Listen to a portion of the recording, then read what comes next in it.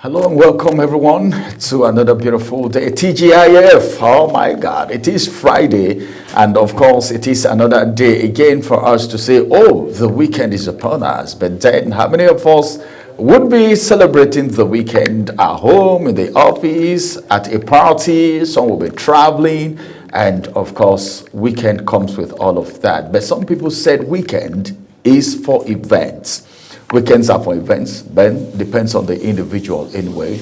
Welcome again to Global Morning, reaching you live and direct from the nation's capital, Abuja, Nigeria. My name is Ramsey Enoch Agbo, and of course, we are driving. I have a co-pilot. Now, we will be flying together with this morning, as it has been for the past 2 days. It's good to have you join. Ladies and gentlemen, I introduce. All right, Jemai Manson. Good morning, Ramsey Enoch Agbo, and to each and every one of you out there. Good morning. It's a beautiful TGIF. Thank God it's Friday, and according to Ramsey, we're flying this together. I don't know where we're flying to, but I think by 10 o'clock we're going to land. Yeah, we'll land. We're landing at 10. Okay, it's a good one. How you doing, Ramsey? It's great to have you side by side with me doing this all the time. I'm fine, and of course, the weekend is speaking a language.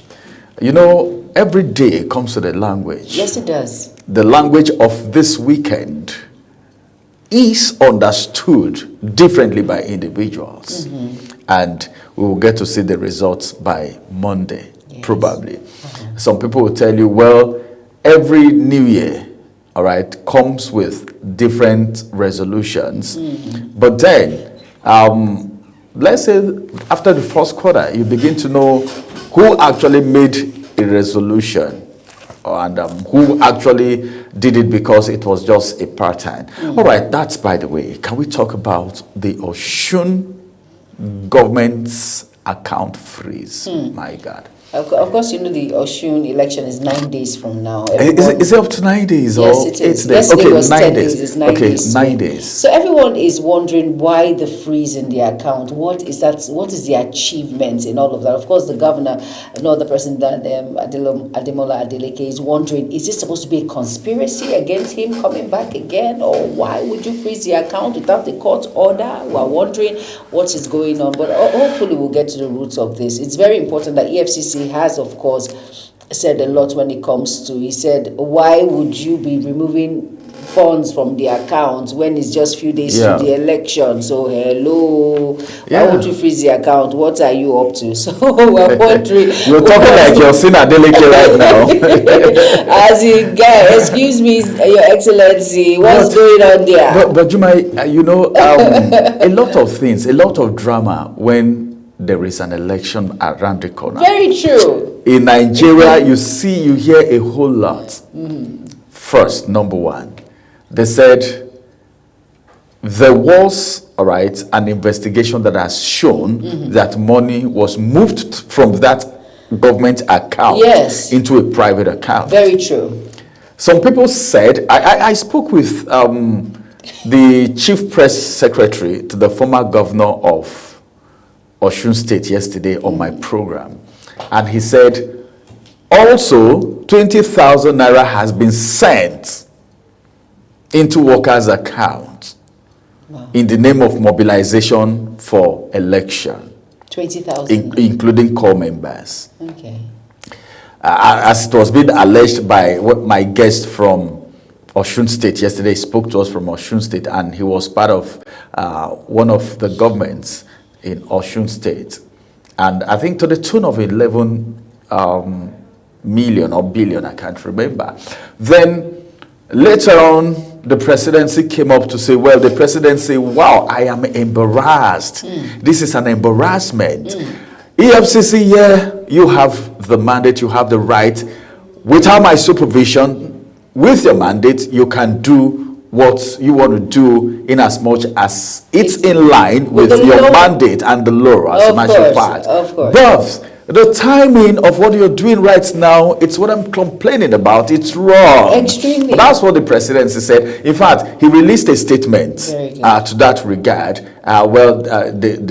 It's in the media space. I sent it to a few persons yesterday, where he was saying, no, they shouldn't do that. That they should get a court order and revert the freezing of that account immediately.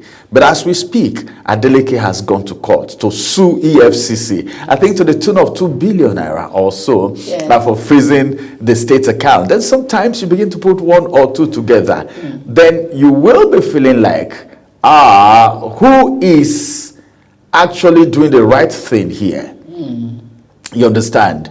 I was listening to a radio program this morning, and the lady, the presenter, said, after reading it from the National Daily, she now said, all right, is the presidency now saying they are not aware of what EFCC has done? Before now, we heard that the commissioner of police, who in the news they said he's deploying about, is it 11,000 or also personnel from different category stratas of the police force to Osun State. They said, according to the state, they don't want him. He was redeployed out of Osun State, brought someone else, then later removed the person and brought him back. 10 days also, 11, 12 days before the election in Osun State. So Nigerians are thinking of so many things. What is happening? What is so special about Osun State right now? And sometimes the statements we make, you're saying some things, maybe trying to please a fraction of Nigerians. But there are some other Nigerians that will be angered. Why? All right? With your statement, the way you talk and all of that. Like my guest said yesterday, all right, the Adeleke family have claimed that they are richer than the state. So why are they lamenting that the account of the federal of the state government was being frozen? No, I will beg to differ on that part. Come on, it's the account of the state government. That means that is within his terrain. So even if he says they are richer than the government, I don't know if he was the one that said it. Even if he said it's been claimed. Even if there are allegations, that has nothing to do with his appointment at that point. He has every right. That account is within his terrain. He has every right to know what goes in, what goes out. He is, in fact, he's the forerunner when it comes to that account. So no one has any right to say. So even if he's richer than the state government, does it mean that he shouldn't have access to the government funds of that state when he's the governor? Are you kidding me? Come on, let's be realistic. I'm not kidding you. And then the thing of the matter is, if you're complaining about who is coming in at what point, why people are not happy, the truth of the matter, let's be realistic. I do not work for the Osun State governor. I do not know the governor one-on-one. Have I ever been to Osun State? No. But the truth is, I will work with the people I am comfortable with. Individuals I know that they are comfortable. And are you comfortable with Ademola Adeleke?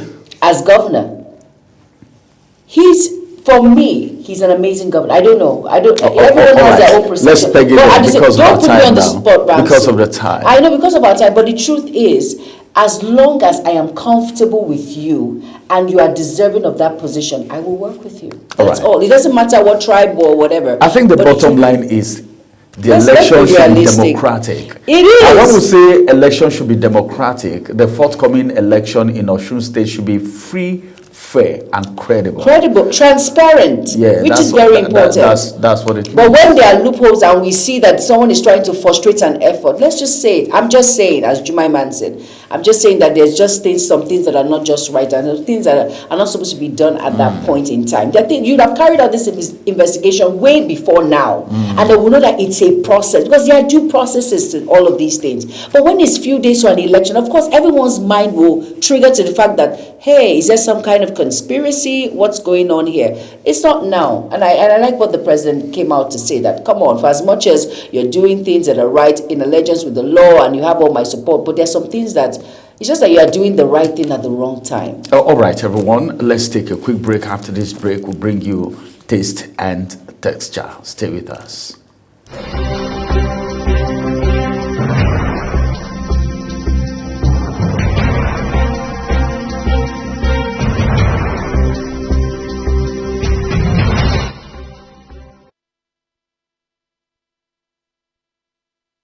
Hello everyone and welcome to Taste and Texture.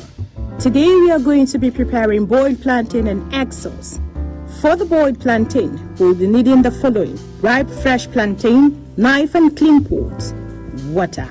Here is the process of preparing boiled plantain. Wash and cut or dice your fresh ripe plantain into few pieces. In a clean pot, add your diced and washed ripe plantains. Add water, salt and cover to cook for a few minutes. Drop and drain the water, and then after a few minutes peel the boiled plantain and set aside. For the egg sauce, we will be needing a few fresh pieces of raw eggs. In a clean bowl, break your raw eggs and whisk. Get your clean frying pan and add oil to fry. Add your pepper, mix and stir for a few minutes. Then add Maggi and other seasoning of your choice. Then stir and add corned beef. Optional. Also stir your already whisked eggs and finally add parsley and stir it. Our boiled plantain and egg sauce is ready. That's it on this episode of the show. I hope you will try this recipe at home. Join me again on Taste and Texture next time. I am Sadia Yakubu. See you again.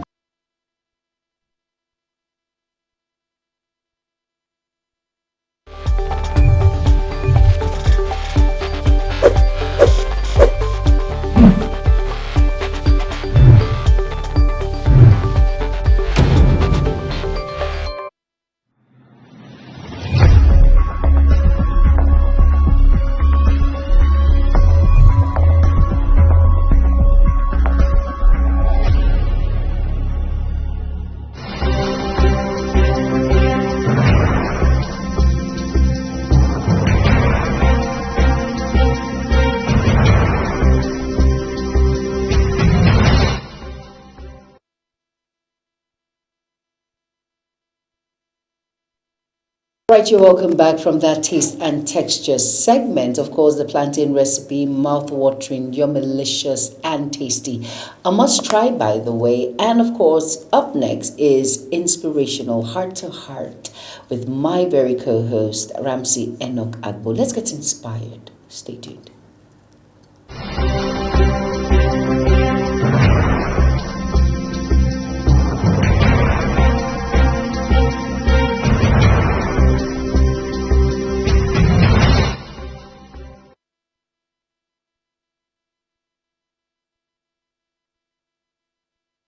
Well, my name is Ramsey Enoch, and it's good to have you join us today on Heart to Heart Inspirationals.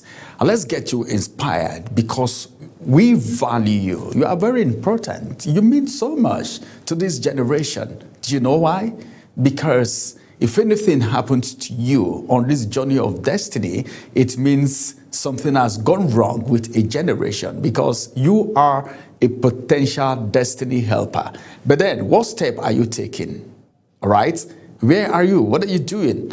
My name is Ramsey Enoch Agbo. Small steps still move forward.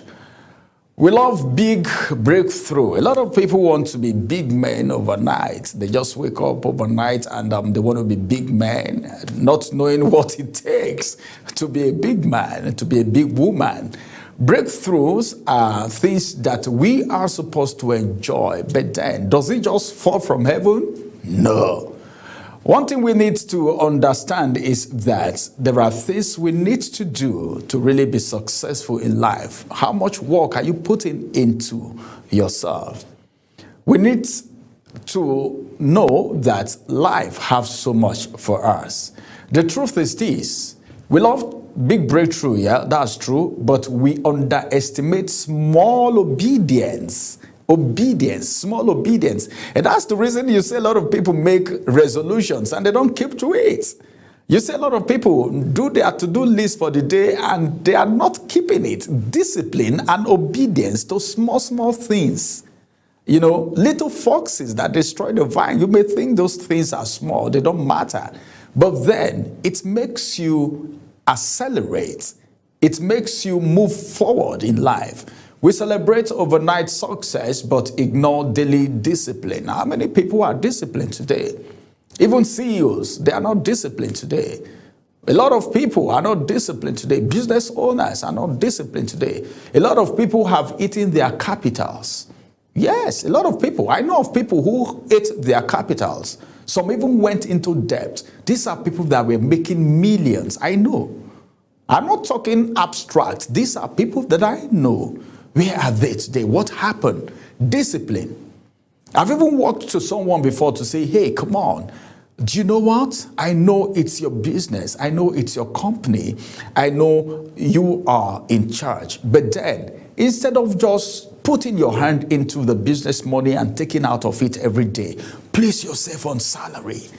Be a salary earner. Let the business pay you. Oversee it. Let it pay you. You don't just wake up without discipline. Oh, you have a need.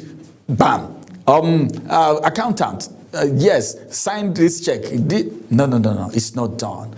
Discipline is very important if you want to be successful in life, if you want to make progress in life. Discipline is very important, not just discipline alone. Obedience and discipline go hand in hand, all right? You need to be obedient, all right, and you need to be disciplined. Yet, I want to let you know that nothing great happens suddenly. It happens consistently. Consistency is key. Whatever you're doing. Okay, let me give you an instance. Why do you think anywhere you go to look for a job, whatever you want to do, people look for someone who have experience? Because the more consistent you are on a particular thing, the more professional you become. But a lot of people, because of the issue of diversification, multiple sources of income and all of that, these theories have made a lot of people not to concentrate on a particular thing, not to be consistent in doing one thing and become a professional in it. A lot of people are slaving today because they were not consistent in what they were doing. A lot of people are not employable today because of inconsistency, disobedience, and indiscipline. Three major issues: indiscipline, disobedience, and inconsistency. These are thieves of time. Progress, like they said, is not always loud. It's not loud. Sometimes it looks like getting up again. Sometimes it looks like staying committed, all right, when nobody is clapping. A lot of people. That's why, initially I talked about on Heart to Heart, before I've talked about social media. Everybody want to be clapped for these days. Everybody is going on social media to live a fake life because they want to be clapped for. Oh, of what profit is it? It's deception. You're deceiving yourself. I only pity people who copy this online so-called designed people who design themselves to be what they are not. People must not clap for you all the time. Don't wait for the clapping. Don't wait for people to clap for you. Sometimes when walking towards your successful days may not require people clapping for you, or sometimes growth feels boring because when it gets, people don't like work. That's the truth. A lot of people don't like work. So sometimes when you're walking, it looks boring. When you are striving to be successful in life, sometimes it looks boring because it's just like you're driving on the road and it's only you on that road. You're going. No car is coming from behind. No one is overtaking you. You're just going. Only you. Sometimes it looks boring. But boring is where mastery is built. Do not despise small beginnings. Small steps compounds. Small habits accumulate. And of course, small disciplines create massive outcome. Just be consistent in it. Every expert you see today was once a beginner who refused to stop because so many things happen to stop them. When you're starting a business from the scratch, it is very difficult. If you are not consistent, disciplined, and obedient, you run away. Yes, of course.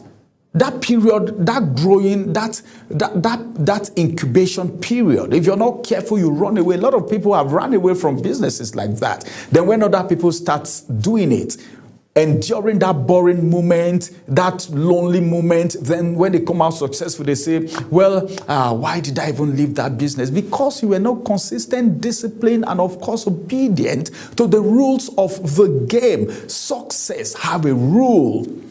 It has a rule. Yes, you need to abide by the rules of the game before you become successful. Breakthrough don't just happen overnight. That kind of breakthrough that you're looking for doesn't last. Yes, a dribbling tap can fill a bucket over time. Don't you know? Provided there is consistency, it's dripping. Pim, pim. All right, let me give an instance. For instance, you get to the hospital and they give someone drip. All right, there is drip on a patient in the hospital. You see the way it drops, pim, pim, pim. It will appear as if it's never going to get finished, but just give it a time. That drip will finish. Everything will finish into the patient's body, but it's dripping. It takes patience. All right. Not because the drops are big, but because they are consistent. It's dropping. Because of the consistency, whatever you're doing, please ensure to be consistent. If you really want to make it, if you really want to succeed, focus on the progress, not the perfection. Celebrate effort, not just outcomes. Show up when motivation is low. You might not see. Let me tell you something. A lot of people don't celebrate upcomings. That period where you are struggling to be successful, when you're struggling to grow, a lot of people just look at the ignore. Some will not even take you serious. And that's why you need to be careful the kind of relationship you keep. I pity for people who push aside people that were with them when they were in their incubation period, when they were trying to become successful in life, the people that encourage them. Somebody may not even give you all the money, but the encouragement coming is enough.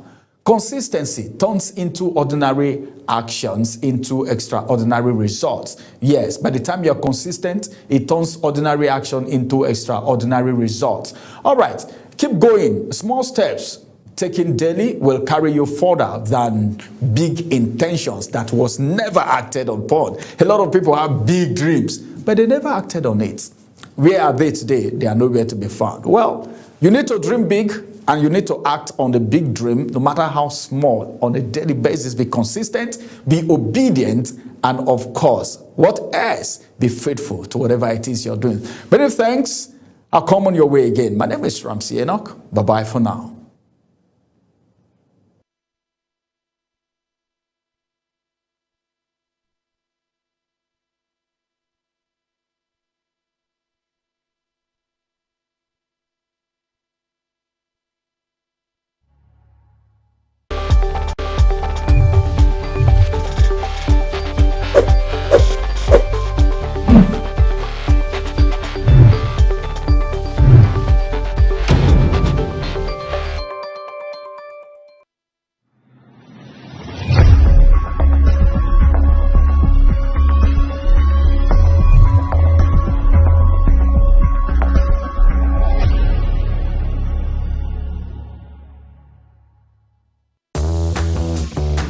Imagine having the power of television, movies, news, and entertainment right in your pocket.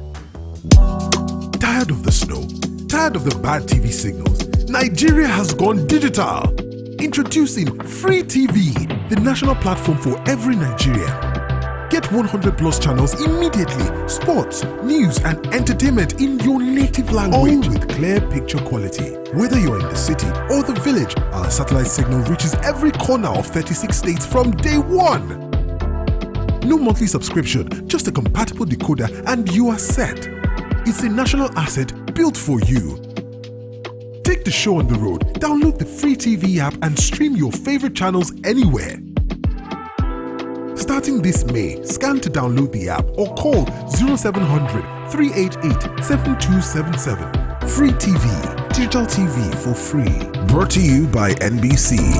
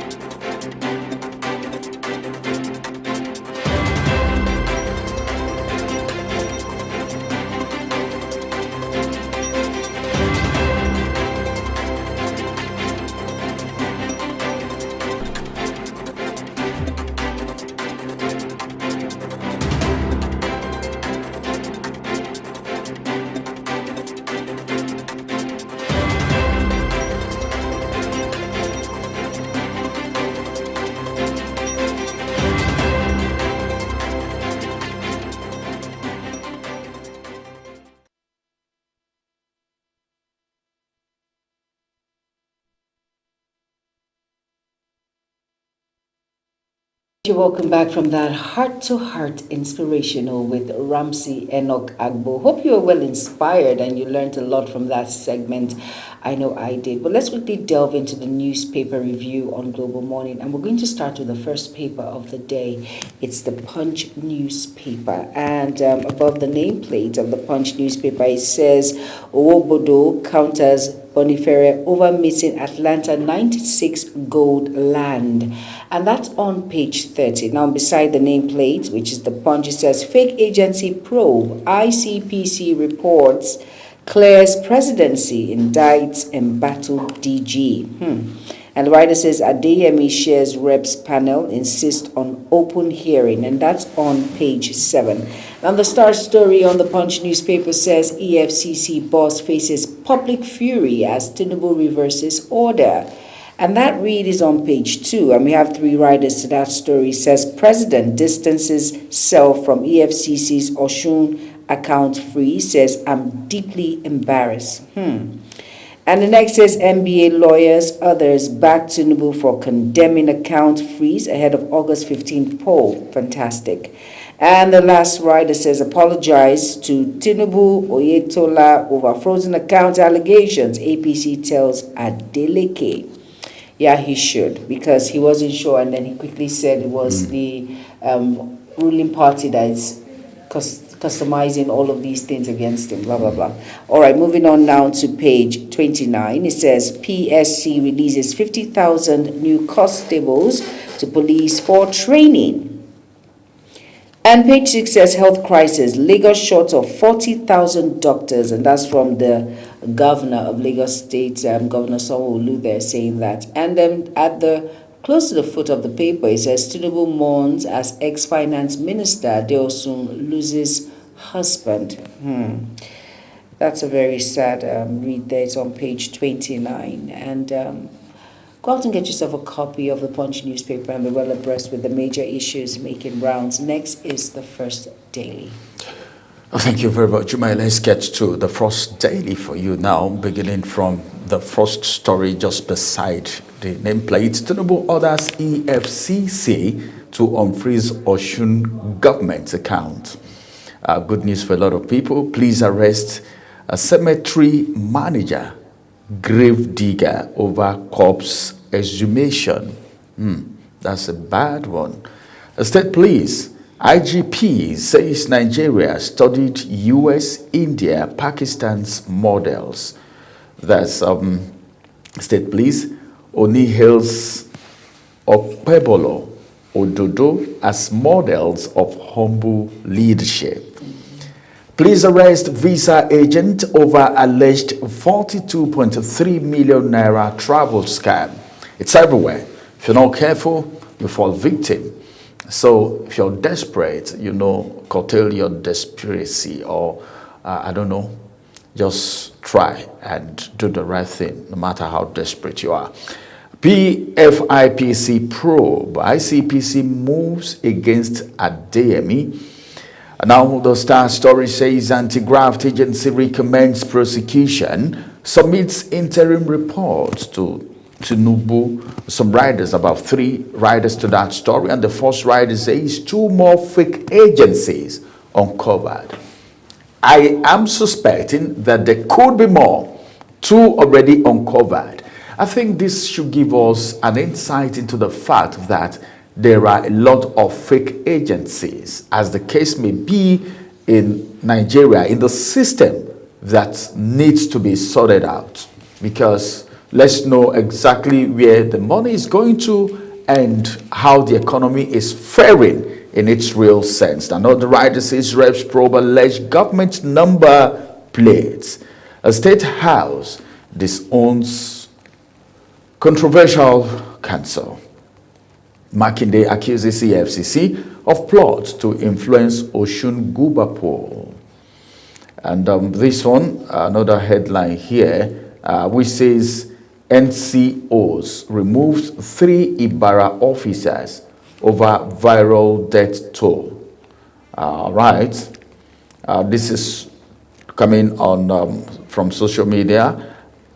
Former DSS officer faces IPOB cybercrime charges. All right.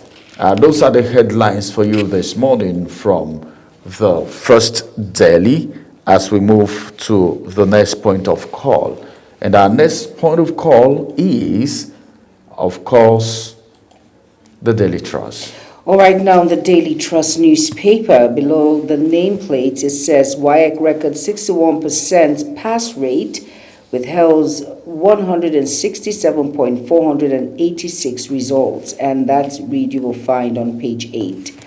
On page 8 again, it says Onayekon presidency to deepen consultations with Catholic bishop and others. And on page 10, it says 176 Kwara abductees regain freedom after 6 months in captivity. The Star read on the Daily Trust says EFCC freezes Oshun account 10 days to election. And below that, it says protest in Lagos, Abuja over insecurity, hardship, and that's on page 6. On page 20, it says 4 passengers burnt to death in Abuja Lokoja road crash. Very sad incident there. And on page 30, it says FG orders payment of outstanding wage award to civil servants. And on page 21, it says here, on page 31, pardon me, how 3 brothers guarding Plateau village were killed. Very unfortunate incident there. 3 brothers, 3 generations. Very sad. And we hope the needful is done when it comes to curbing the menace of insecurity in Plateau State. And if you're wondering where that is, it's in Jos. And of course, for you to be well abreast with the major issues, you have to go get yourself a copy of the Daily Trust to be well abreast with the major issues making rounds. Next is the New Telegraph. All right, on the New Telegraph this morning, the federal government targets a $50 billion investment from 22 offshore projects. Dangote cuts petrol price to 1,165 naira per litre, diesel to 1,570 naira per litre. Details you can find on page 8. And that takes us to the Star story. But before the Star story, let's quickly look at this one, which says federal government promises to pay outstanding wage award before mid-August. Lagos professors and less than secondary school principal. All right, that is coming from the Academic Staffs Union of Universities, ASU. This one says school certificates omission doesn't invalidate Tinubu's nomination. This is coming from Obani. All right, Nnamdi Kanu's family alleges medical neglect, calls for MAA orders intervention. The big story, presidency knows Catholic bishops mirrored current realities.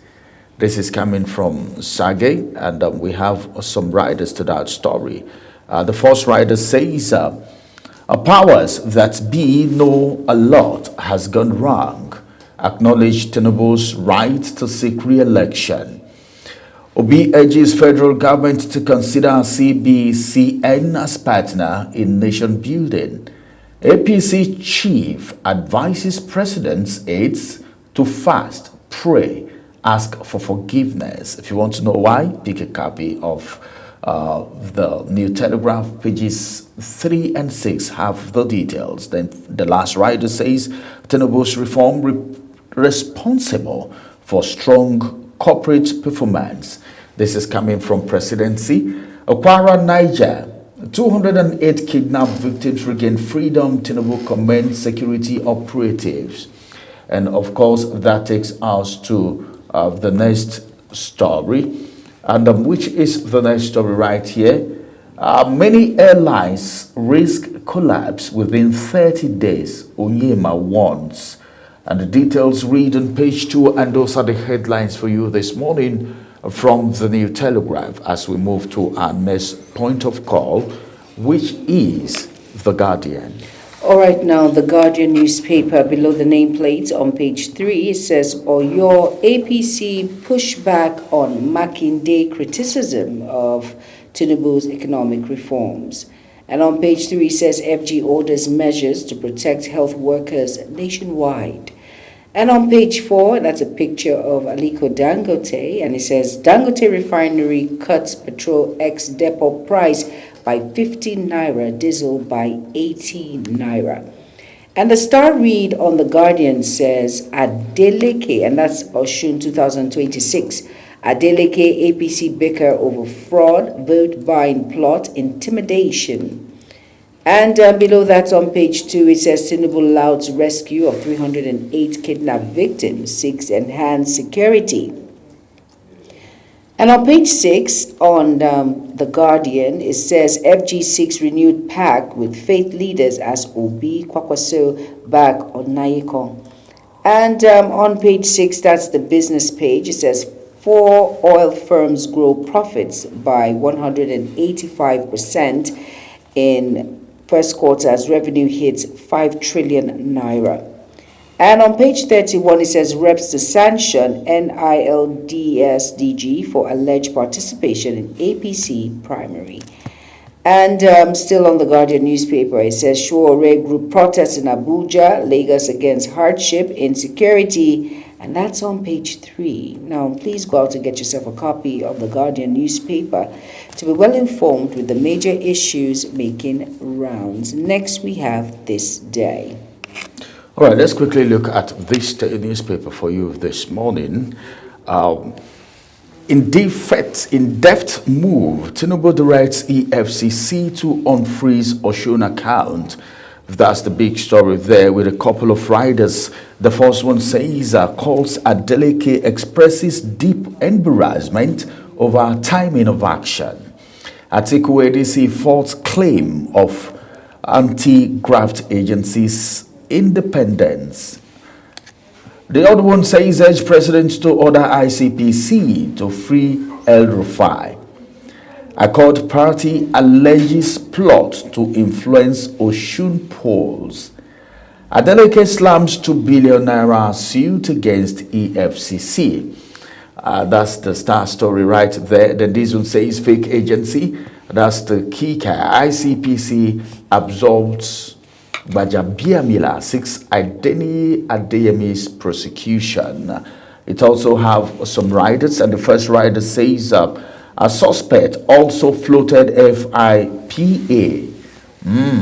One after Pictures Organization identifies collaborators in SGF, HOSF, AGF, budgets, NITA officers.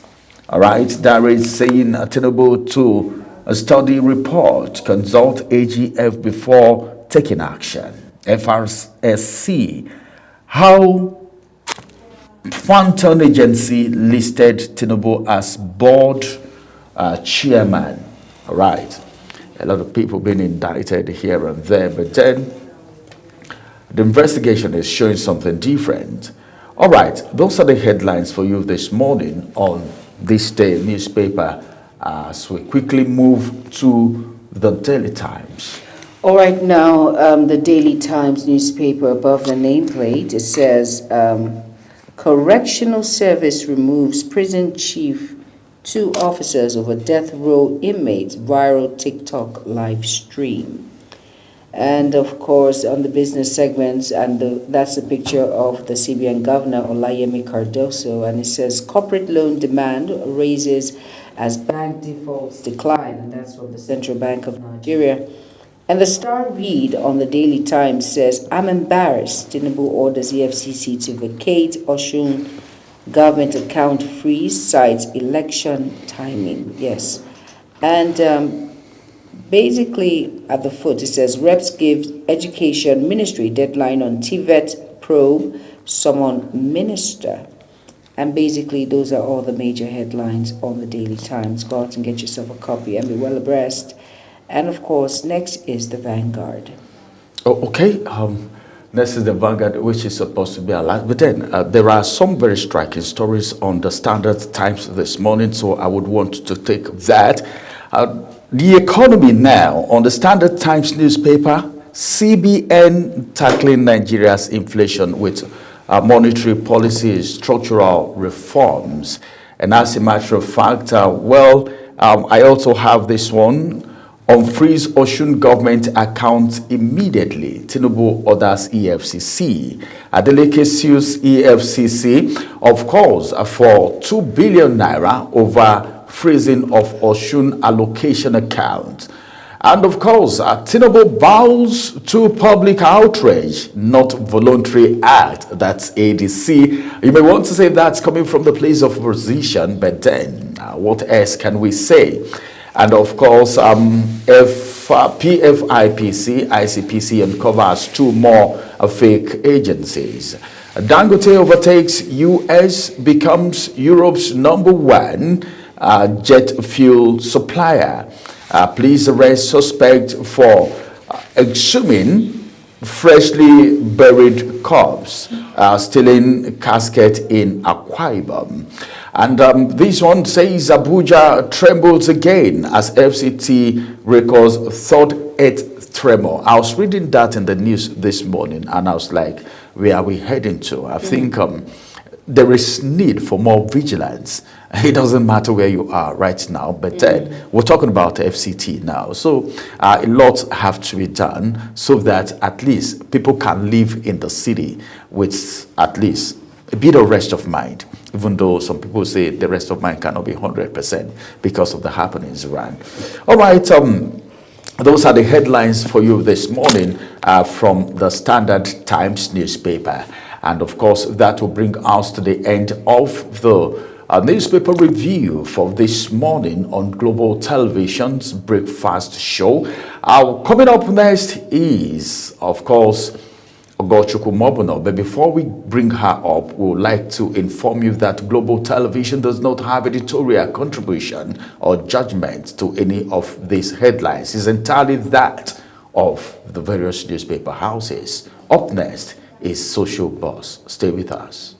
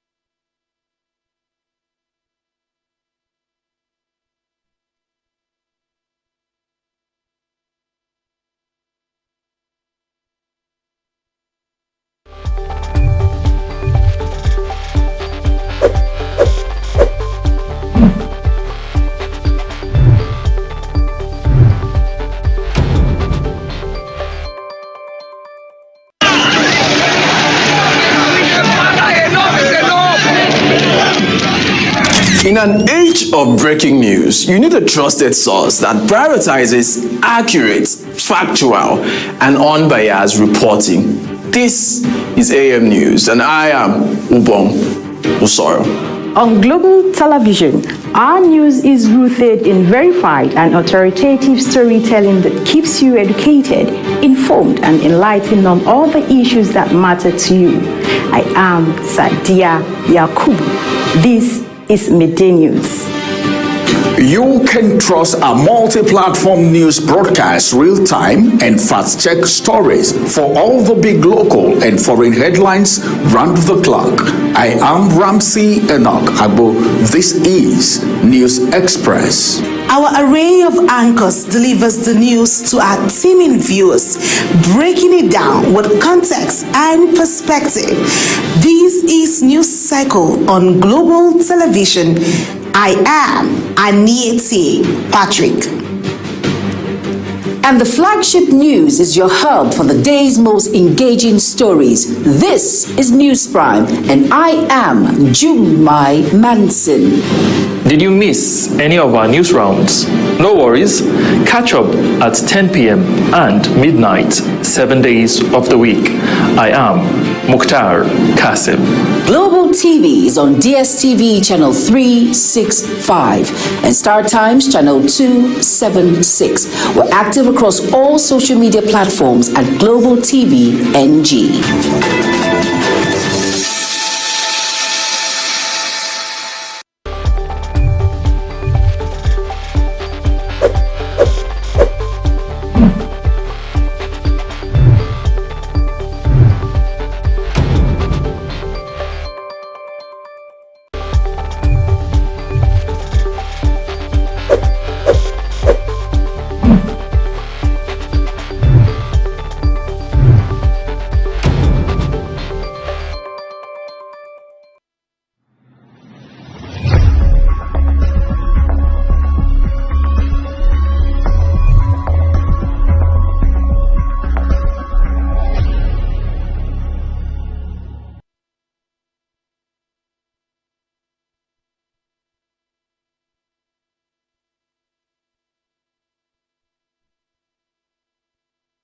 When social media speaks, we listen and we bring you the extra. It's your one-stop shop for trends, tweets, and the tea everyone's sipping on. Join the conversation, share your thoughts, and get that extra dose of what's shaking the internet. And on issues making wave on social media to your doorstep. Social Boss Extra, where the trend meets the talk, only on Global TV.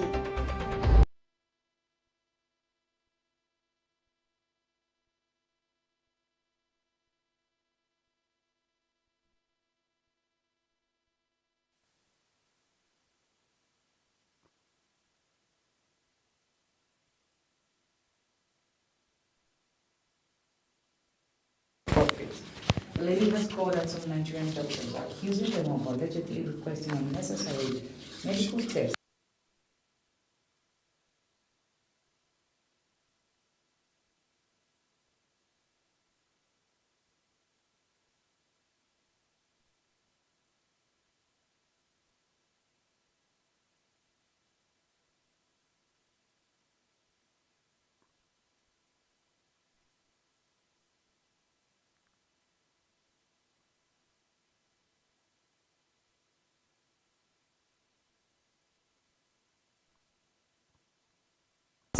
Lifestyle.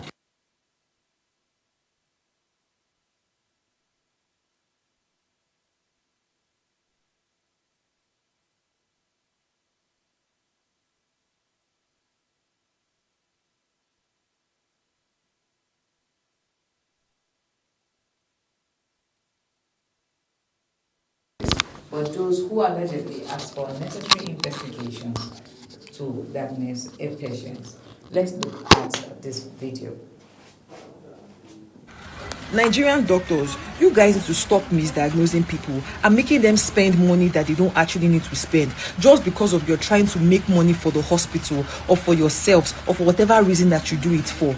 I understand that sometimes people need to run tests, like do proper testing in order for you to diagnose them of what is wrong with them. That's not what I'm talking about. I am talking about the doctors that will intentionally send you to the lab to go and run tests that you don't need because of they are trying to generate money for themselves or for the hospital. I have complained about this same thing to a doctor friend of mine who explicitly told me that if you don't do this part, if you don't do this thing, they are going to query you. That if you don't send people to the lab for tests, they are going to query you. So he explained to me that whether you need the test or you don't need the test, or you are sure going to the lab, because they have to generate revenue for the hospital one way or the other. It is not fair when you guys do this stuff. It has happened to me before. A doctor has sent me to go and do 4 expensive tests because I came to complain about chest pain. This doctor that gave me this diagnosis told me that something was wrong with my heart, that the vein taking blood to my heart has been blocked by fat. Only for me to get a second opinion from another consultant in the same hospital, showed him the test that I was asked to do. In fact, I'd already done one of those 4 tests, and the consultant told me that you don't actually need this test. In fact, the only test he asked me to do was malaria test. This first doctor that told me that something was wrong with my heart never even went through my medical history. This was that time that I used to do that hard copy folder. He did not even open that folder for once to check what was inside. He does not know my medical history. He does not know anything about me. Meanwhile, this second doctor took his time and went through that folder and saw my medical history and told me that the only reason why I'm having chest pain is because of involuntary muscle contraction that is happening because of my overactive lifestyle. I was actively doing sports at the time. Like, I had 2 doctors tell me that I didn't need to do all those tests that doctor had asked me to do. Those tests were not cheap. Those tests were very expensive. In the same day that I was in the hospital, a friend of mine went and consulted with the same doctor, and the same doctor gave her the same 4 tests to go and run. It is obvious that this doctor has an agenda. It is obvious that this doctor is sending people to the lab for a particular reason that serves him or serves the hospital. I don't know, but it is very unfair. Going to the hospital is already expensive enough. You don't have to make people spend money that they don't even have. There are a lot of people these days that don't even want to go to the hospital because they know that if you go to the hospital, you are going to spend money, whether you like it or not. This is not taking away from the fact that you actually need some of these tests. Some doctors will send you to go and do proper tests so that they can diagnose you properly. I understand this, and those are not the doctors that I am referring to. I am referring to those doctors who would intentionally send you to go and do tests that you do not need because they are trying to generate money for the hospital or for themselves. Those are the ones that I'm talking about, and God will judge you.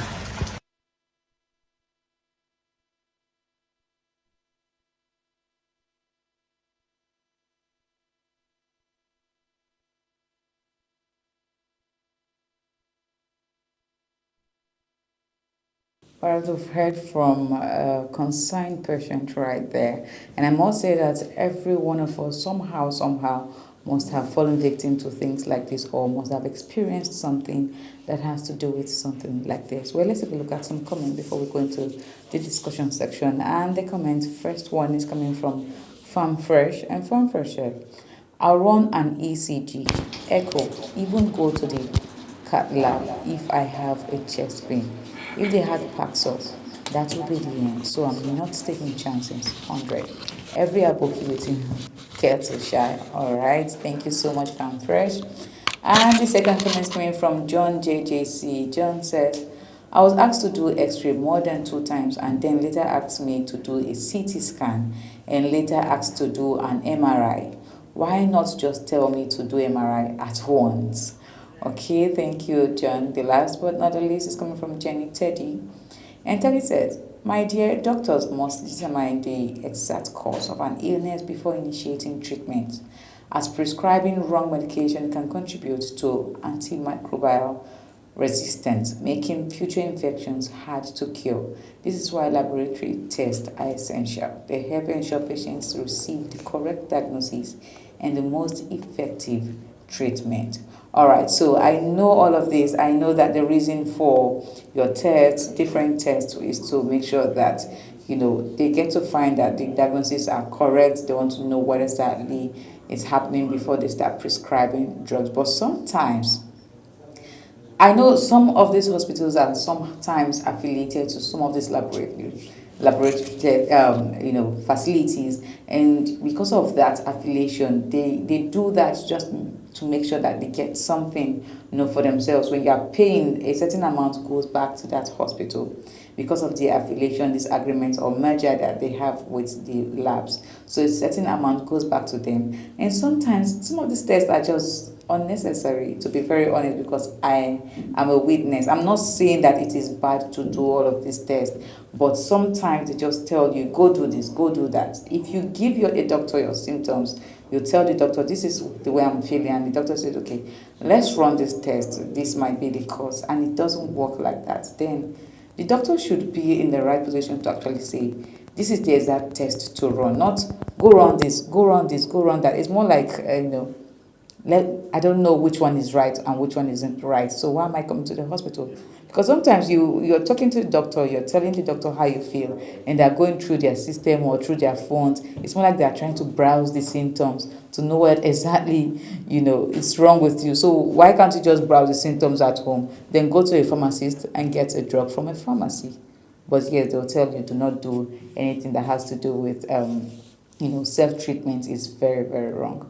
Well, I'm not alone today. I have with me someone that is an expert somehow because she kind of she has a program that has to do with health, so she's in a better place to talk about this. I am with Jomai Manson. Good morning, Jomai. Hi, Ogochukwu. We are here again. We're here again. We go again this All today. right, so we're talking about health this time around, not a social issue. Yes. And health is very, very important. Yes, and this is a young lady who is complaining that she went to the hospital and the doctors told her to go for 3 or 4 different tests in a lab, and she had to visit another person in that same hospital, a consultant in that hospital, and the consultant said, you don't need to do all of these tests, it's not necessary, you just have a chest strain because of the kind of job you do. I don't know what exactly was the job, so she needed to relax more and take maybe a bit of pain relief and she'll be fine. Now she has come out to say some doctors do this. They tell you, go get this scan, go get this, go that. It's more like they're trying to check which one will work and which one wouldn't work. And at the end of the day, you spend money. And these scans are not cheap. These scans are worth 20, some are 50,000, 40,000 and above. And you are asked to do 4 or 5. How much are you earning? How much do you have in your account?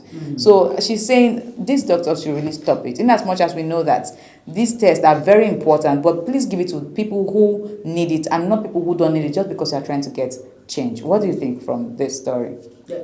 First of all, sometimes we have to rewind back and say to ourselves, how did we get here? Okay, we got here because most doctors feel they're not getting their money's worth. They are not actually recognized. They are not giving to them what they are working and what is due to them, and then so they are finding ways. And if you look at it, doctors are not paid as how they were paid back in the day. You know, then 100,000 naira. If you look at 3 years ago, 4 years ago, 2000, it was really big compared to what it is now. So this is all I call it means of survival in a very crafty way. But it's unfortunate that it is telling on innocent individuals who, I'm sure they will weigh the individual because they know that once it has to do with health, no matter what, because life is very important. Yes. Someone wants to tell us, so anyhow you must get the money. Yes. And that is why they have these affiliations with these scan laboratories and all of that, and they will tell you in a very crafty manner that no, they'll give you discounts. I know them. It's very brilliant. It's like you've experienced it. Of course. I have aged parents, so okay. But of course, our own doctor is trustworthy, amazing individual, by the way. But the truth of the matter is, we hear these sorts of things. I've had family friends who doctors actually delayed for a particular procedure and it wasn't necessary and the woman died. So sometimes this sort of thing happens because of greed, and it's just unfortunate that this is where we are, and it's really unfortunate. Sometimes you don't even need this series of test results or lab results because there is something attached, maybe that 50 or 40,000 naira, or you'd be surprised it's even 10,000 or 20,000. Stressing individuals who compare, how much are we earning? How much is when you talk about house rents, education, all of that? If you look at, it's just unfortunate that this is just their own crafty means of survival because hey, they're not well paid, and the government, they keep going back and forth with what they want and all of that, and a lot of their colleagues, they've jackpot and compared to what they are receiving abroad and what they are receiving now. So this is just the only means of survival. But I think a scapegoat needs to be made out of one because it's unfair. It's against your professional ethics. Yes. Why would you tell someone, the patient who trusts you at that point with their health issues, and you go about scheming and sliming and doing all of that because you want to make a few change? Not even thinking, no conscience, it's just unfortunate. But I think a scapegoat needs to be made out of one, so one will understand. Someone said something. The reason why most doctors are serious is because they do not have the means to jack. But for as much as doctors, being a doctor is a very notable and amazing profession. By the way, we can't say thank you enough to our doctors, especially the ones that have decided to stay back.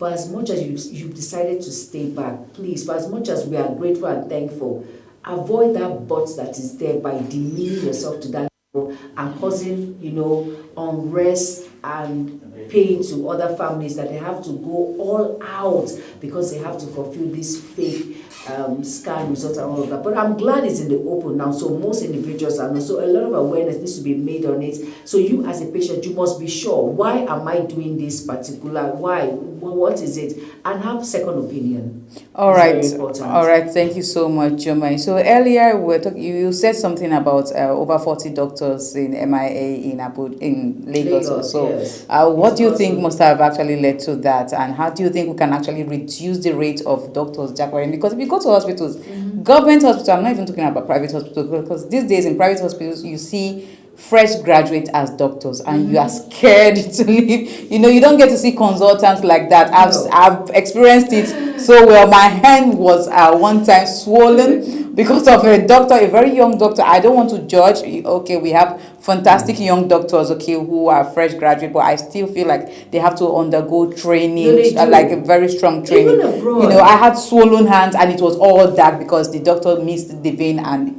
put the injection in a very wrong direction, which almost led to the loss of my arm, and which is very, very bad. So how do you think we can actually reduce the rate of doctors jacqueline abroad? We don't have consultants anymore. If you go to government hospitals, you see that the doctors we have, they are all worn and they are tired.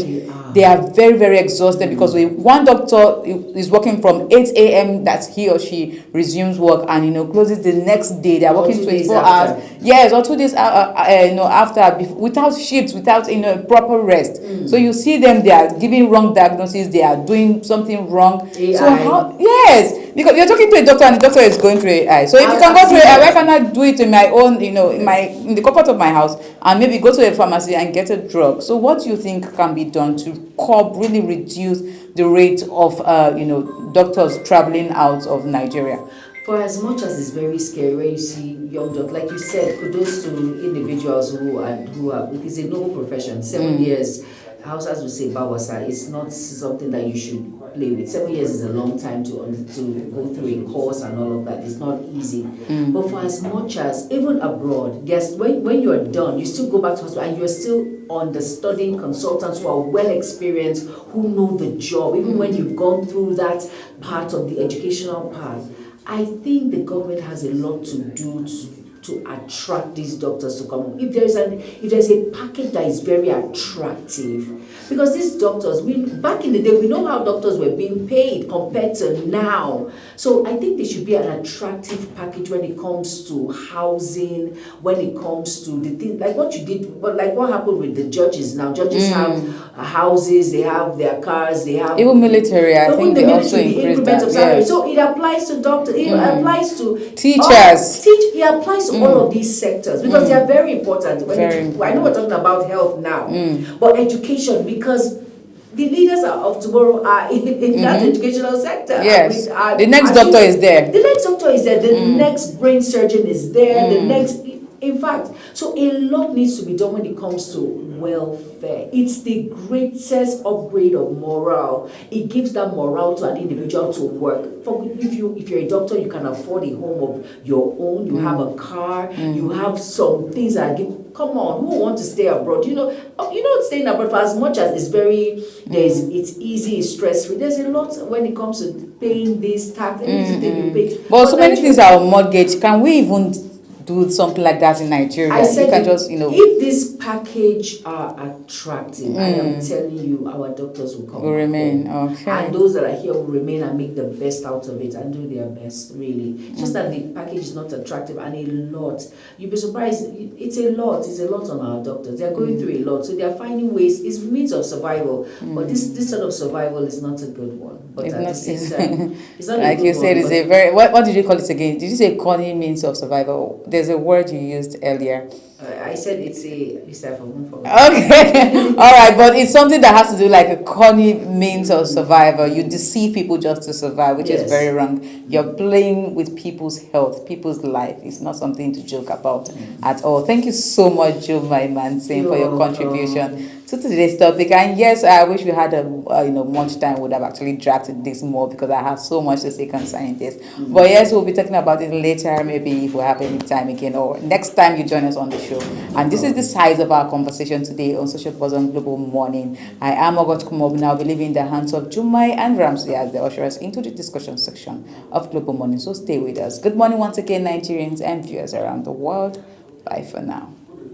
When social media speaks, we listen and we bring you the extra. It's your one-stop shop for trends, tweets, and the tea everyone's sipping on. Join the conversation, share your thoughts, and get that extra dose of what's shaking the internet. And on the issues making wave on social media to your doorstep. Social Boss Extra, where the trend meets the talk, only on Global TV.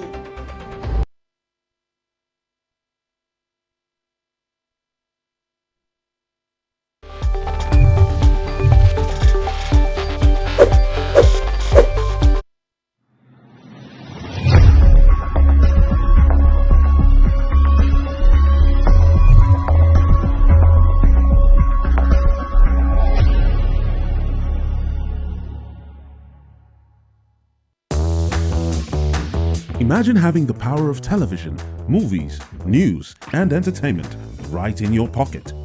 Welcome to Free TV App, Nigeria's all-in-one digital TV experience.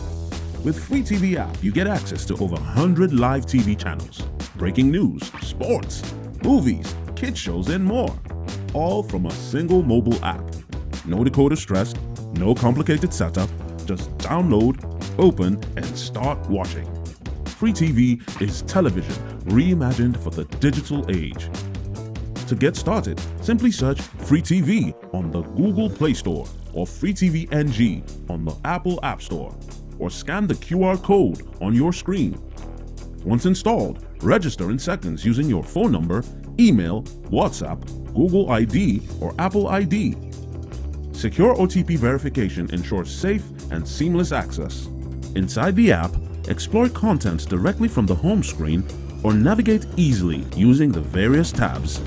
The Live TV section gives you access to over 100 licensed channels, complete with an electronic program guide, EPG, pause, rewind, and catch-up features. The Video On Demand library offers up to 500 hours of curated content, including Nollywood movies, drama series, documentaries, kids and educational programs. You can resume playback, save favorites, and download content to watch offline. The News tab delivers real-time updates across breaking news, sports, entertainment, technology, and pop culture, all in one place. Free TV is more than an app. It's a digital revolution in broadcasting.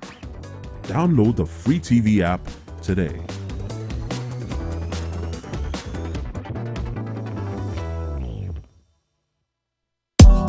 Tired of the snow? Tired of the bad TV signals? Nigeria has gone digital. Introducing Free TV, the national platform for every Nigerian. Get 100 plus channels immediately. Sports, news, and entertainment in your native language. All with clear picture quality. Whether you're in the city or the village, our satellite signal reaches every corner of 36 states from day one. No monthly subscription, just a compatible decoder and you are set. It's a national asset built for you. Take the show on the road, download the Free TV app and stream your favorite channels anywhere. Starting this May, scan to download the app or call 0700 388 7277. Free TV, digital TV for free. Brought to you by NBC.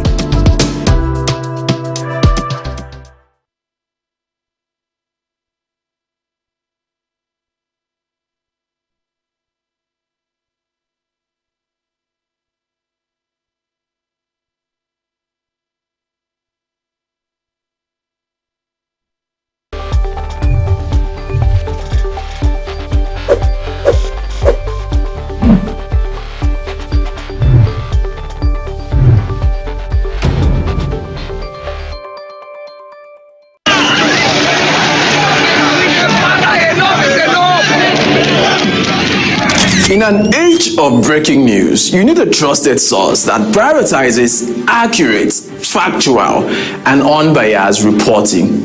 This is AM News, and I am Ubong Usoro.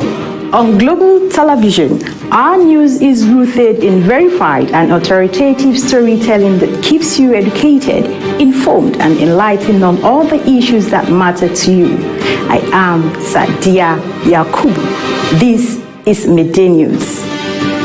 You can trust a multi-platform news broadcast, real-time and fast-check stories for all the big local and foreign headlines round the clock. I am Ramsey Enoch Agbo. This is News Express. Our array of anchors delivers the news to our teeming viewers, breaking it down with context and perspective. This is News Cycle on Global Television. I am Anieti Patrick. And the flagship news is your hub for the day's most engaging stories. This is News Prime, and I am Jumai Manson. Did you miss any of our news rounds? No worries. Catch up at 10 p.m. and midnight, 7 days of the week. I am Mukhtar Kasim. Global TV is on DSTV channel 365 and Star Times channel 276. We're active across all social media platforms at Global TV NG.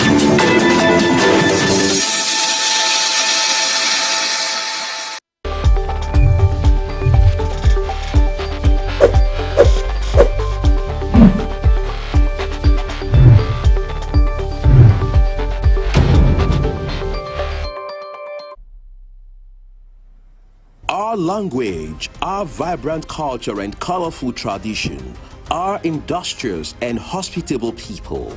This is Nigeria, a nation that prides itself in abundant human and natural resources. From east to west, north to south, we sparkle, we shine, we have a common bond. Fellow Nigerians, let's do away with ethnic, religious and regional sentiments that divide us as a people. God has blessed us and empowered us to find strength in diversity. Let's make our faith and way of worship our source of unity as we build a nation that stays united. Nigeria, together today, together always. This is a public announcement brought to you by Global Television.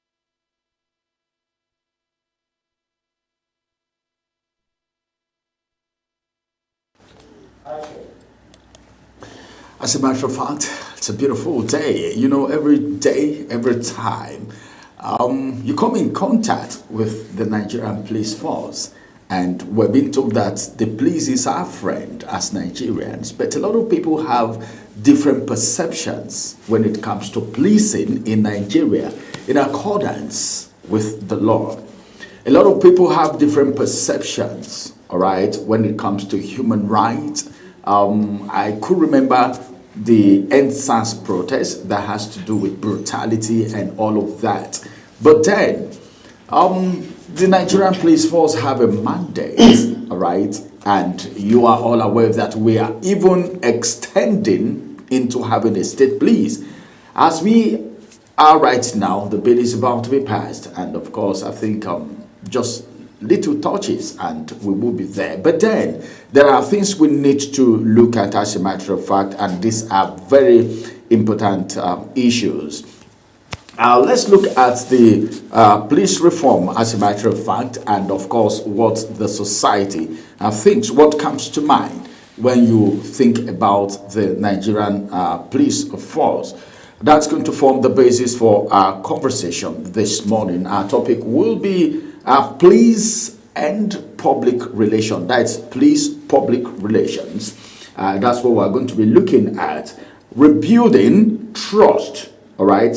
You know, it has to be balanced. So we'll look at rebuilding trust, balancing the law enforcement with human rights. That's our conversation today. And we have, of course, a very senior person who is a police community relations committee member. And of course, he is in the person of Otumba Bolaji Digun. He's also Deputy Chief of Staff in Police Community Relations Committee, PCRC. It's good to have you join us this morning. Thanks for coming. Thank you so much, sir, for being a part of the program. Thank you.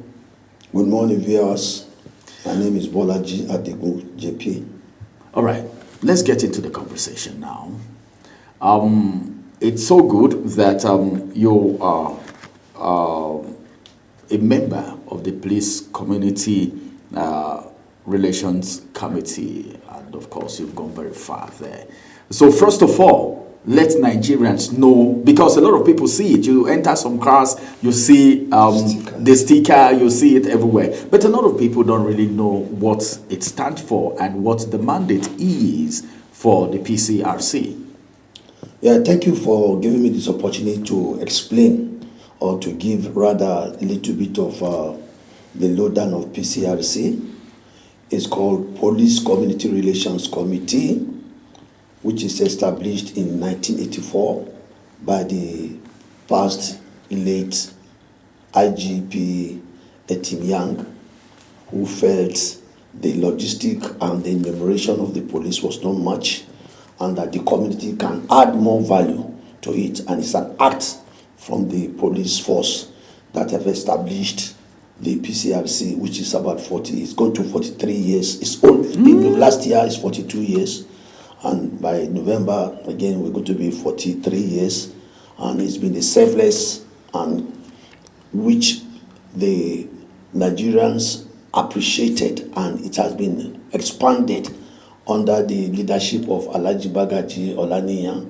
And I want to comment too that the IGP Disu is a grassroots of PCRC, because his father too is a PCRC, and he knows the value of what is called PCRC. And that's why you can see the establishment of the community policing and state policing is getting wild, because he knows what the community police can do.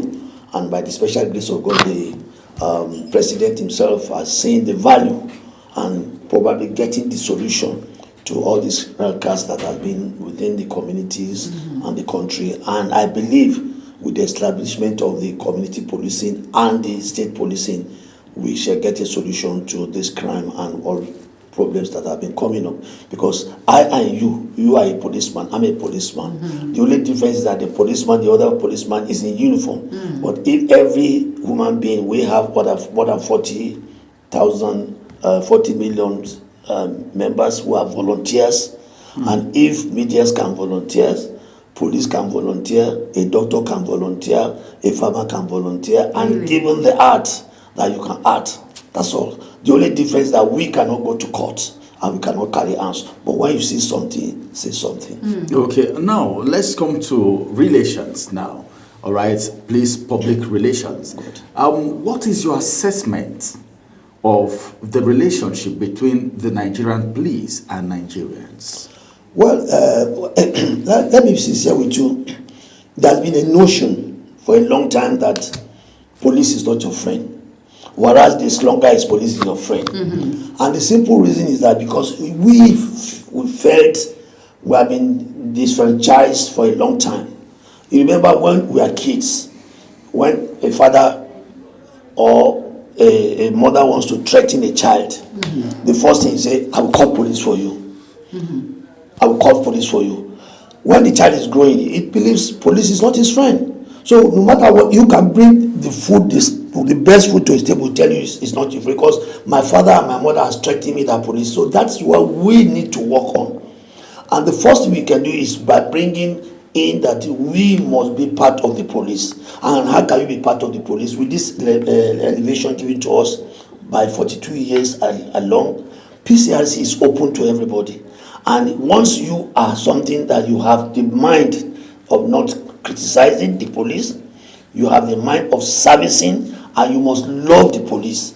So automatically, the bridge now is being built, and the confidence is there. Those days, you can say, when I give police my information, they fridge it. Now, I can bet you that most of the officers now are graduates, and they are law-abiding, and they are even more lawyers than the police now. So anything about criticisms, anything about the enforcement, and you can see the love the police is doing now, and they are doing their best to make sure that they reduce crime drastically. And this is the only station, the only police that is the only Nigerian police that disciplined its officers publicly. Let me ask a question, a follow-up question. You know, you said people will say police is not your friend, and then whereas the slogan is police is your friend. Yes. What do you think is the major cause of distrust between police and other communities at large? Well, like I've said, it is the communication gap.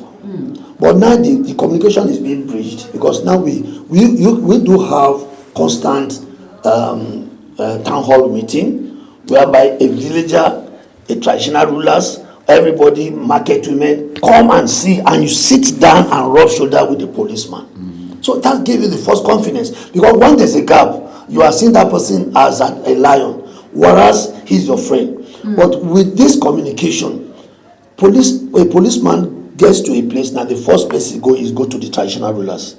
He goes to the market and try to see her, because he cannot police alone. The best thing is information gathering from the grassroots to his place, and that's why we see that a lot of things are being forged now. Because when they are about to do this, information comes in, and you know where to pass the information to, and to the right person. You don't come to the counter and mention that something is happening in so place. When you get to your place, ask for the senior officer. That's why you see in every division you see the DPO and minimum of 2 DCOs, DCO 1, DCO 2. So that when the DPO goes for anything, the DCO 1 and DCO 2 take in charge, and they are almost just a step ahead of each other in rank. So policing is something that we are getting the right thing, because we have been copying, but this is the time now we are now giving solutions to ourselves within our country. And I believe we shall get there. Talking about the police now as an organization, do you think this is the time that they are actually getting it right compared to how it was run before? And of course, we know there's someone will say police, some of these police officers, the ones that are not, that do not have their morals and all of that, they are part of crime and all of that. They actually supply weapons, uniforms and all of that. But do you think they are getting it right at this point? Well, just like I said, we've been lucky for the past, like I said, 3 past IGPs are getting it right. I want to be sincere with you, because I'm a community man, and I know what it used to be. Not that we are all bad, but we always paint ourselves black. In a family of 5, there must be one bad person. Does that mean the other ones are bad? No. But what we criticize is that we send messages that are bad within ourselves. I can bet you America is the worst country. I can give you proof. Europe is the worst country. But we tell ourselves that we are bad, and we sell to them. And when you sell that to them, they ring back to us, because when they steal our money, that's why we keep it. Who is the thief now? Is it we that kept the money there, or the person that collected the money? So all these things we have to get stolen money. Yeah, the stolen money. Let me put it right. Let's say the truth. So you steal it from Nigeria and you go and keep it in Europe, and Europe now says Nigeria is corrupt. Who is corrupt?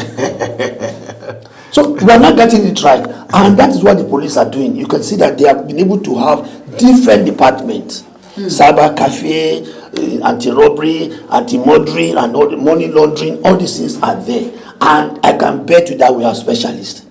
And our specialists are the ones that are used in abroad. So now it's better for us to keep them at home than allowing them to be used abroad. So these are the places that now the police are really getting it right, like you rightly said. And all we need to do is that let us be telling them, if they're doing well, let's continue patting them. Not that everything should be destruction, destruction, destruction. Look at what is happening when there's a problem. They are going for kidnapping cases and co. You can discover that some of them will be killed. Nobody talks about their family. Nobody talks about anything. But they will salvage the kidnapped children, but nobody celebrates the people that are dead. It's too bad. So these are all the things that we need so that there will be more encouragement for somebody to use his life to serve.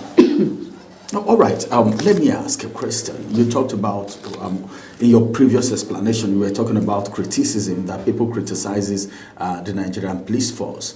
Now let's talk about the abuse of human rights.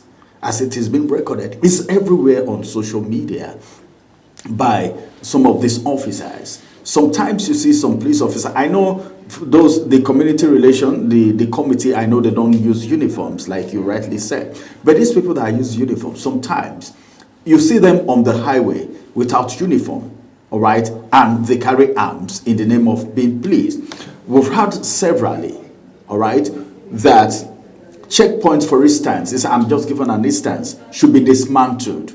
But you go to some places when you're traveling, you go to some locations, despite the instruction from the top, you still see checkpoints, whether or not there are intelligence informations to that regard. You still see them. Some of them, one has told me on the highway before that, see, if I do anything here, you can't identify me. I was traveling. Can you see my number? Can you see my name? Because they don't even wear uniform. So it has been a recurring thing. What is the authorities doing about it? I'm saying this to you now because you can also advise, all right, even if it is not within your jurisdiction as the Relations Committee officer. Thank you very much. You see, what you have just said, I will start from the back. You see, the essence of being a good citizen is to checkmate. You pay your salary. You pay dividends. You pay tax. Where is your tax being used? It's for the payment. So when you see such a thing, sir, you don't be in a hurry. First thing, what you are taught. Then you don't argue. You move ahead to the next police station and make report. There is no person that is serving that should not put on his name and the numbers attached by the name. So automatically you don't snap, but you can pick up a name and go to the next station and make a report that at so Agbo Junction, I met some policemen. Some are not properly, just put it, they are not properly dressed. And I can tell you that the IGP has frowned on it. In fact, we have the federal checkpoints. Instead of the federal highway point, we have people that are monitoring where you make your complaints, and your complaints will be dealt with immediately. And like you said, all we need to do is to make, I said you make reports, but checkpoints, let me be sincere with you, it differs. For example, if you go to Abeokuta now, you cannot do without checkpoints because of the smugglers and people that will snatch vehicle. So little bit of this thing is tactical. It depends on the DPO or the CP of that area. Yes, checkpoints should not be ordinarily because there are sometimes it causes obstructions. But when there is information, for example, a car is stolen in Abuja now, the first place we go to block is AYA and Gwagwalada. And so that it will cause a little bit of go-slow, whereby the intelligence will be able to work on it. Because you say the vehicle numbers, even if the vehicle numbers is removed, the color cannot be removed immediately. So there should be suspicious, and that has given us a lot of information whereby there will be a lot of discovery and recovery of stolen vehicles. So sometimes it inconveniences one, but sometimes it's strategy being deployed by the DPO or by the CP of that area. But then the consistent, all right, abuse of human rights by the men in uniform, it's everywhere. on social media, you see some video has carried some. I'm still giving kudos, all right, to the men at the top, the IGPs, you know, because they've done so well. We've seen people being dismissed. We just heard a case of the one who I think shot someone also because it was in connection with his brother or something. We've seen a lot of that abuse and they are being dismissed and all of that. But why do we always have these things occurring, all right, when we have a recruitment process? Like you said, in every 12, there's always a Judas. Let me just give you I know where you're going. You see, and as I've said, kudos to our IGP and the Police Service Commission, retired Arugungu. The right person at the right click. The 50,000 recruitment, I am involved, and everything was done locally because of what you are saying. Like I'm saying, we cannot eradicate everything on, but what is the percentage? I can bet you that the percentage is 80%. And we are growing every day, improving on the relationship of the policing. Because police cannot do it alone. What is policing? Policing is how it can be protect my life and your own life. And it is our own, we are supposed to determine how the police will police us. But most of us will shy away from all this contribution. I'm happy with the question you brought. What happened really during this recruitment is very simple. They brought in local government chairman. They brought in representative of each language. If you say you are from Gbagi, which area of Gbagi, are you from Gwagwalada, they bring somebody, you must be identified. And we have the medical people that are around to test. I can bet you that over 15,000 youths are disqualified because this. And what they did again is not just disqualifying them. We're trying to bring them the reformatory aspect of it. Yeah. Because when you throw them away again, it's a problem. So I can bet you that the police is doing their best. So it is now our duty as the police, as the community policing, to see how we monitor the few ones within our area. Like my area now in Dawaki, I have almost about 10 people. I visit them every morning, see how they move, and I can bet you 7 of them out of the 10 are now improving. They don't smoke in their hand gun. They go to church. The other one goes to the mosque, and you can see changes. So if all of us can bring 1 or 2 things to the table, we don't leave everything to the government. They are being delivered by somebody. They have mother, they have fathers. So what we need to do is to cancel. Some of them, their parents are neutral. I have to be sincere. They pretend with their friends. I'm going to my friend's house, they smoke, they hear, because the other one is richer. And I'm betting you that it is the children of the elites that are spoiling the juniors. Because now they pretend I'm going to visit and the guy has a parlor, he has a TV, you see him relaxing himself, doing it. But what they do at the back door, nobody knows. The father is somewhere, so he is on his flat and he has locked his door. So the little boy that is managing within his family will get drunk and manage to get home. While you are coming, he said, "That mommy, I'm tired. What will you eat?" Say, "I've eaten." The mother will not ask. The little tuwo that the mama has left or the rice, the guy will say rubbish because he has eaten burger. He has eaten jollof fried somewhere. So all these things, it is the parental care that we need to work on. And the community, the churches, the mosque needs to preach on this thing. When we start something early, there will be when we say trust is not just being given. And at the same time, like you said, the police force are not taking care of themselves. There's no more harassment. When a child does something, they bring them to, they will have the juvenile department. They come and they cancel them. We have good mothers, retired CPs are being brought to that area. So the time of harassment, like when we're having young NSAS, has gone. It's with dialogue. We sit there with them, and you see when they talk intelligently, and you give them the correct thing, they follow because they don't know. So all these things is now on parental, mothers, churches, even nurses, even medias. So all we need to do, I'm sure Nigeria will change, and the youth will be one of the best youths in this world. Talking about state policing with all of these funds, you said the recruitment and all. Do you think it will really stand the test of time after all of these things? Do you think these youths will be well equipped enough? These youths will be paid enough? We won't go back and forth, just like what we're having when it comes to the health sector now, just what we're having with education, strikes here and there. Do you think it will stand the test of time? To answer that question, there's never been a time where we have recruitment of 50,000 youths at a time. And by the special grace of God, before the end of December, we go to the police will recruit another 20,000, making it 70,000. While the army is doing 20,000,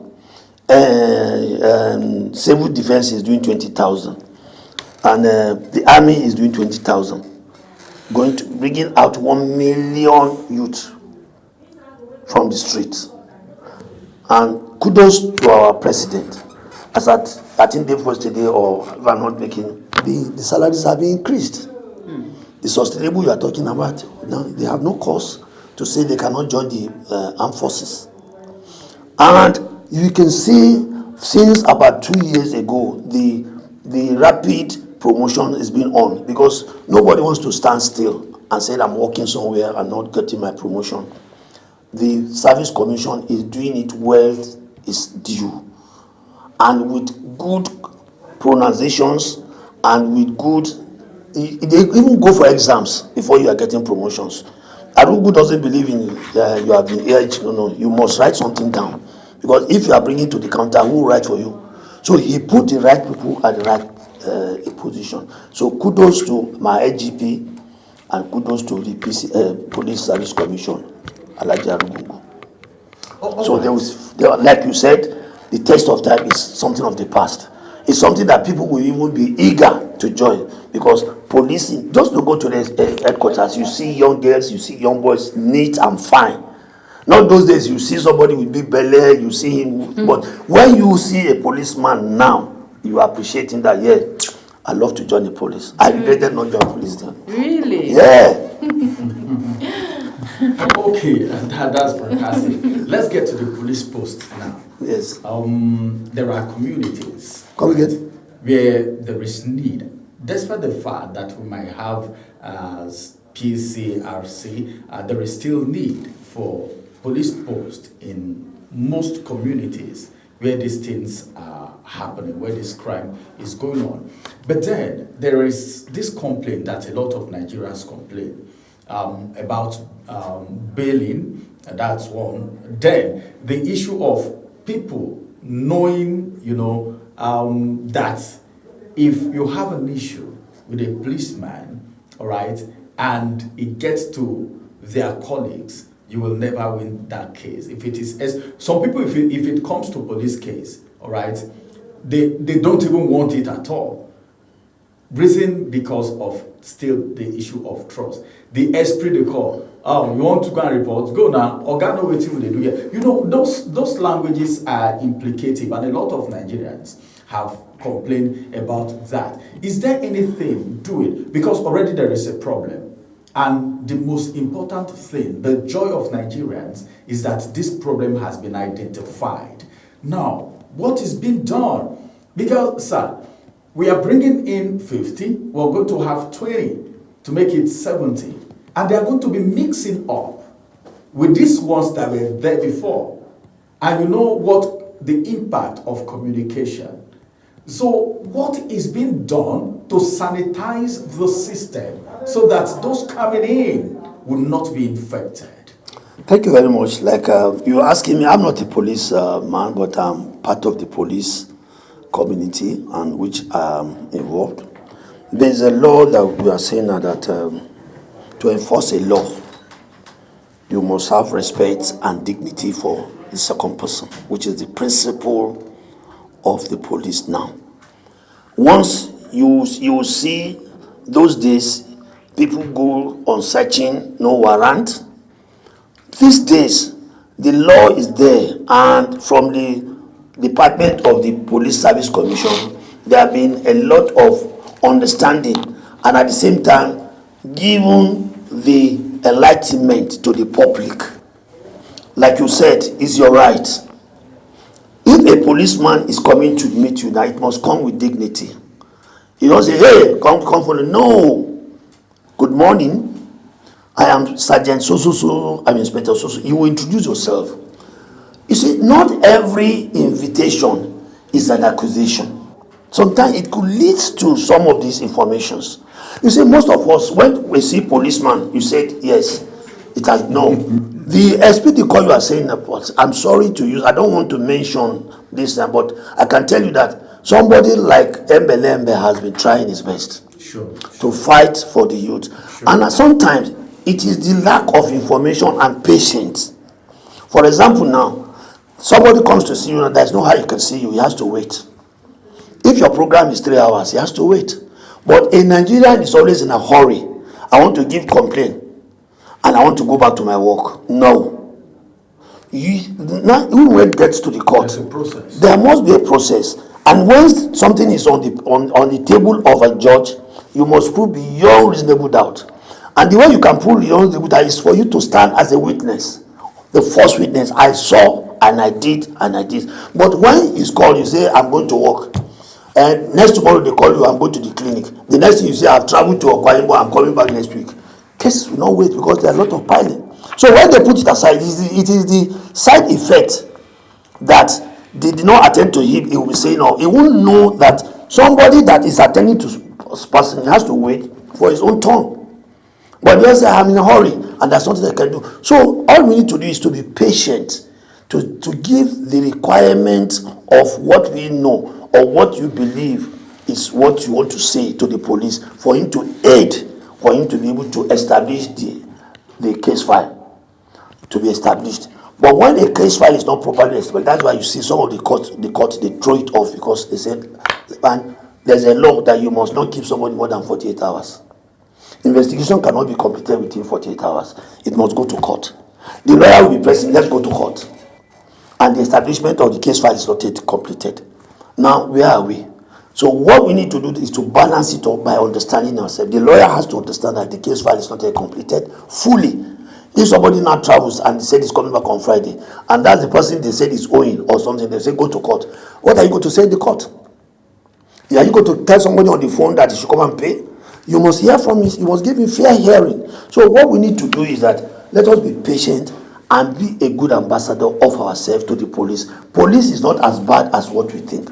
I can tell you that we have the best police now in our century. This is your friend. He's still your friend too. And it's my friend. Because when anything happens, who do you call? The police. The police. Go to the most remote area in this country. You will see a black man, a black man. You will not see army. Because army is meant for the external. But anywhere you go, you don't see a policeman run away. And to establish what you're saying, a police post, the PCRC and the Police Service Commission, they've been able to establish what is called units.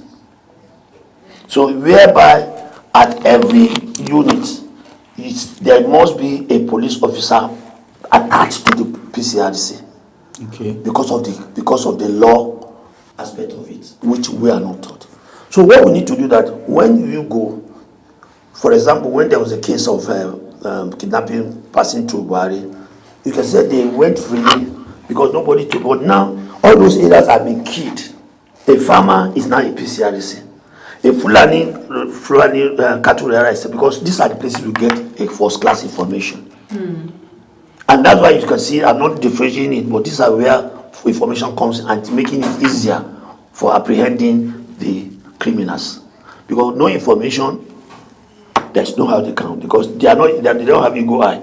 It is whatever you see, you say something and they add something so that something can. Let us be more of the preventive area than being on the accusing area. So when we prevent, you can see that all of us will be able to. So, and that's why the state policing is coming up. And by the special grace of God, when it's disestablished, I think about 70% of our problems are solved. All right. Is it true that Nigerians are not well taken care of?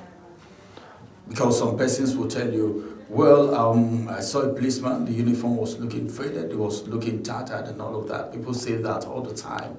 I don't know how true that is, though I see them probably. I don't know if they are not properly taken care of or some are just being careless with their appearance. Well, what you say may be right, but like I said, we have the modern police leaders now. Our IGP, Inspector General of Police, IGP Diso, you discover that on Mondays there's a different uniform. Okay. On Wednesday there's a different uniform. On Friday there's a, so there's no how you can wear Tata uniform. Now, what I'm saying, you see, some information are something of 10 years ago.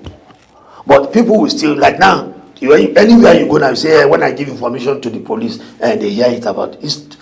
For a long time, that one has come. But everybody has freedom of saying something. But the way you say something, the more it's amended. And when you hammer on something, it means, like, for example, now we are having, the IGP has just rolled out the Safe School program. Safe School program is something that will help by saving schools and by having a communication gadget that we can establish a minute information to the control room. So these are all things that we should be appraising ourselves and be appreciating the national chairman Alhaji Magajola Niyan and IGP Diso for all this information they are bringing out. Very soon, these things will be of something of the past. You want to ask a question? So looking at it critically now, like you've mentioned, especially when you spoke about state police and all of that, how is the eagerness of the youths wanting to join when it comes to state policing? Very simple. Any day we are doing recruitment, I will let you know. Like the one we did about 50,000, I can tell you that the recruitment, the people that enrolled in FCT alone, they are more than 20,000. This is because there's a change. It's just because we see when you are in the class, you don't know what is going on. But with the informations and the way they see their neighbors and seeing them at the training ground, those days you see them queuing, but now you see a police officer sitting down on a table eating. And what does it? When you are at school, nobody eats on the road, nobody eats and standing. So you eat a balancing diet.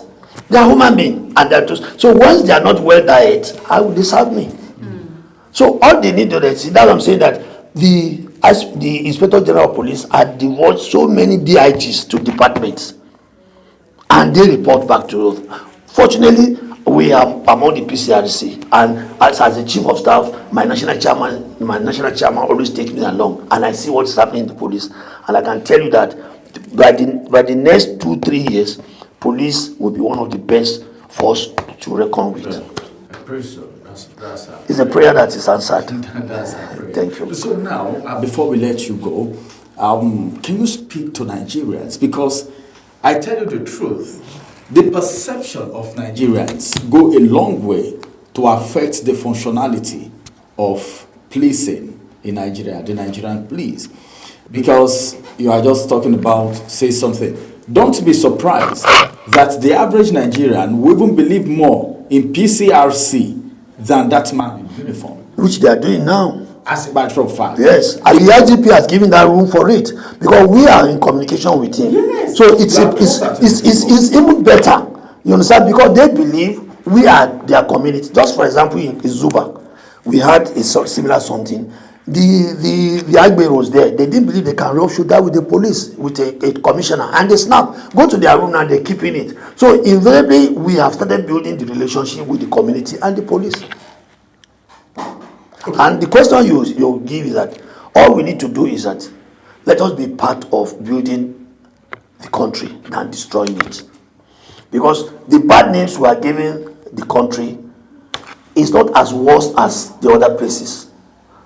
You can see in America, one person can just go into church and carry gun and shoot 75 people at a time. And he feels it's on top of the wall.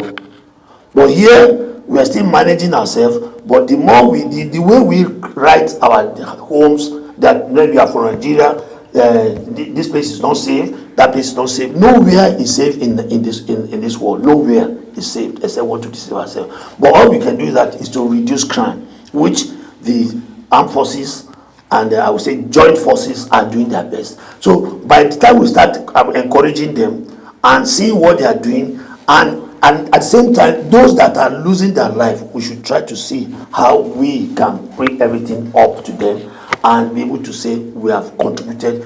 What can you contribute? What can I contribute? The Everything begins with you. And I believe by the time we go to schools, like the same schools that we're going to talk about the drugs, abuse, the courtesans, and all these things, I'm sure by the time we carry them when they're young, by the time they come up as an adult, they'll be one of the best. All right. Thank you very much for the enlightenment. Well, I don't know. I don't have that right. I would have said, okay, you better spoken than some police officers themselves because you have the details, and yes, so that's to show that the PCRC have a good relationship with the Nigerian police. Thank you very much for being part of the conversation this morning. Otunba Bolaji Adegun, JP, who is the Deputy Chief of Staff for PCRC. Thanks for joining us this morning. Thank you for being a part of the program. All right, everyone, this is the size of the first conversation. The second conversation is coming up as we look into 2027. Some person said it is a walkover for the All Progressive Congress, but then what is the perspective of some Nigerians? That will be coming up after this break. Please stay with us.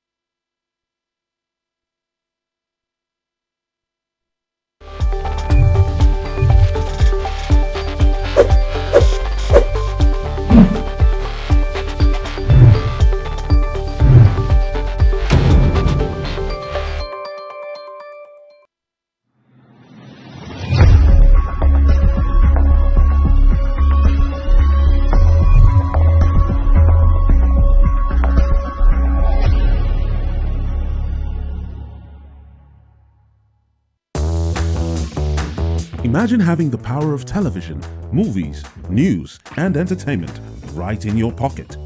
Welcome to Free TV App, Nigeria's all-in-one digital TV experience.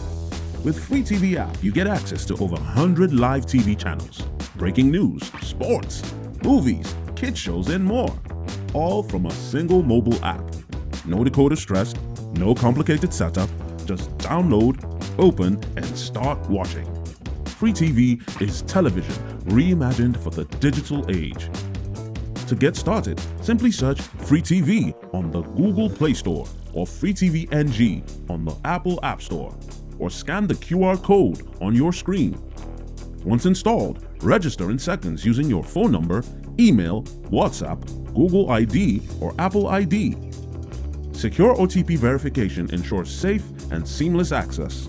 Inside the app, explore content directly from the home screen or navigate easily using the various tabs.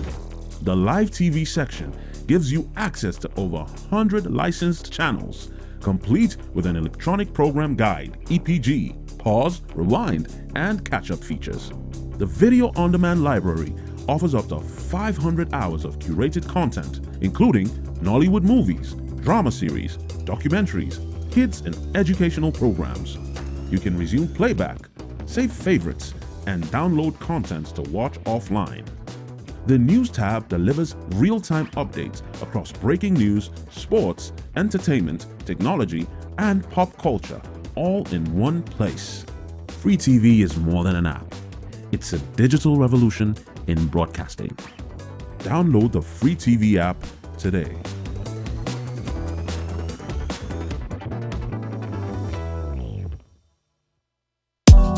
Tired of the snow? Tired of the bad TV signals? Nigeria has gone digital. Introducing Free TV, the national platform for every Nigerian. Get 100 plus channels immediately. Sports, news, and entertainment in your native language. All with clear picture quality. Whether you're in the city or the village, our satellite signal reaches every corner of 36 states from day one. No monthly subscription, just a compatible decoder and you are set. It's a national asset built for you. Take the show on the road, download the Free TV app and stream your favorite channels anywhere. Starting this May, scan to download the app or call 0700 388-7277. Free TV, digital TV for free. Brought to you by NBC.